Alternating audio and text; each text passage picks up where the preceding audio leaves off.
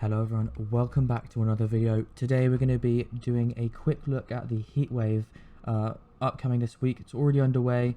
The second warmest day of the year so far, I think, with temperatures approaching 32 degrees today across many places.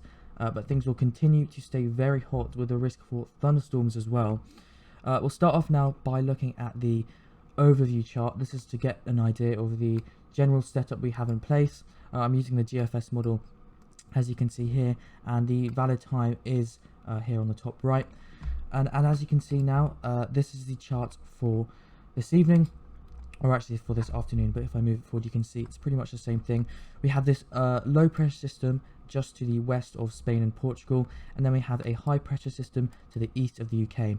And these black lines are the isobars. Those are the lines of equal pressure, and the wind flows along those isobars anti-clockwise around a low pressure system and clockwise around a high pressure system. So if you follow the isobars like that, you can see that the wind across the UK is flowing generally out of the south, and if you follow a southerly back, you can see it starts off across parts of North Africa, the Mediterranean and Southern Europe, and those regions are all pretty warm. And then if you track this through the next few days, you can see that really that pattern does not change much. This is by Saturday, so the weekend. And if I clear that there, you can see we have our low pressure system still in place just to the west of Spain and Portugal. Our high pressure still is kind of in the general area of Eastern Europe. And then you can see that we still have a mostly southerly flow across the UK.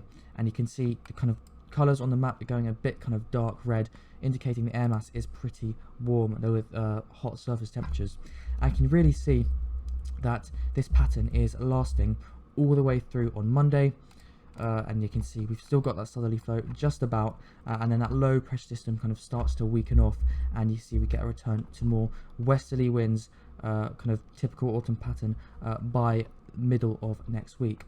But just to get a better idea of the confidence on that kind of timing, we can look at some of the ensembles, and actually you can see the ensembles are agreeing. If I show you this here, this is the average temperature at 850 hectopascals, which is usually around 1.5 kilometers up in the air. But you can see here, this is our low pressure system. You can just about make that out there. And through Friday, we've got those red and orange colours over the southern half of the UK, indicating a warm or even very warm air mass. Also notice we have that kind of 20 degree dark red area just to the southeast of us on Thursday.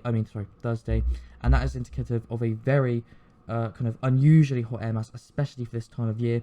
This kind of level of heat in terms of the 20C isotherm being over the UK used to be a much rarer thing, but in the last few years we've really started to see this coming more and more frequently, and even now reach above 20 degrees Celsius at 850 HPA almost regularly now. But you can see pretty warm hot air mass remained through the weekend. We've still got that low during the weekend, and then that clears away, so fairly by Monday, so fairly good confidence on that. As you can see, the ensembles are mainly agreeing. If we take a look at the temperatures day by day, we can use the UKV model. So as you can see, by the way, this is on netweather.tv. I'll put the link in the description. This is a fairly accurate depiction of the temperatures. This model is high resolution, so it kind of has a better idea of what's going to happen. And you can see it nailed the temperatures to pretty much today, actually. We did see these kind of values around. And for tomorrow, you can see it's showing a pretty similar picture. Very warm temperatures for all of the UK and Ireland, maybe apart from central Scotland, but you can see let me change the colour of that pen, but you can see mid 20s across Ireland and Northern Ireland there. Pretty much all of England apart from the kind of east coast is seeing mid high 20s, including 30 degrees fairly widely across the central southern areas of England, possibly 32 degrees again kind of the London area, and then you can see warm in northern areas of Scotland as well. And then going through to Friday, it's going to be another hot day, maybe not quite as high. The air mass is kind of slightly decreasing intensity by this stage, but it's not going to have a huge difference on the temperatures. It's not going to have a huge difference on the temperatures, but 30 degrees again going to be reached on Friday. And then Saturday likely to be the hottest day now. The heat may be a bit less widespread across the rest of the UK and Ireland, still mid-20s across Ireland forecasted there, and this time eastern areas are benefiting a bit more from that heat. But you can really see it's going to be hot in quite a large part of England and into Wales as well on Saturday. This is like to be the peak of the heat as kind of the air is subsiding a bit, but you can see, and as it subsides it kind of heats up a bit more, but you can see 30 to 31 fairly widespread across parts of central England, approaching 30 degrees even to parts of northeastern England there as well, and then possibly we're looking at 32 or even 33 on Saturday there, potentially even getting a bit higher. I'll show you a couple of other models here. This is the French model, fairly reliable, but it does perhaps go a bit overboard on the temperatures. You can see 32 degrees was not as widespread as that today, I do not think. But showing 32 degrees for tomorrow, Friday, and then Saturday, in fact, it's actually showing 34. This would make it the hottest day of the year, which I don't think having the hottest day of the year in September happens that often, but it's going to be the case this year. And you can see 30 degrees into the weekend as well. If we look at another model, this is the Icon model, you can see similar picture there, potentially getting around 32, 33 on Saturday, so likely to be the hottest day of the year there. So now I've got an idea on the temperatures, we can take a look at the kind of thunderstorm risk. I'll show you the upper level pattern on the GFS model here, and you can see we've got a fairly typical summertime setup for kind of heat, and let me just put this back there, sorry. You can see we've got a fairly typical summertime pattern for heat. We've got a low, like I said earlier, to the west of the UK and a high pressure to the east of the UK, and in between that we're drawing up a southerly airflow, and you can see this low is pretty much cut off from the entire jet stream, so it's able to stay there for quite a long time. Sorry, I don't want to play that there. You can see this low is cut off from the jet stream almost completely there. That's kind of part of the jet stream going, and you can see it stays there all the way into Sunday, and it's only when you get, oh sorry, I was looking at the wrong chart, but the same principles. You can see we've got a low pressure system which is cut off from the jet stream during Friday. Let me get the pen out.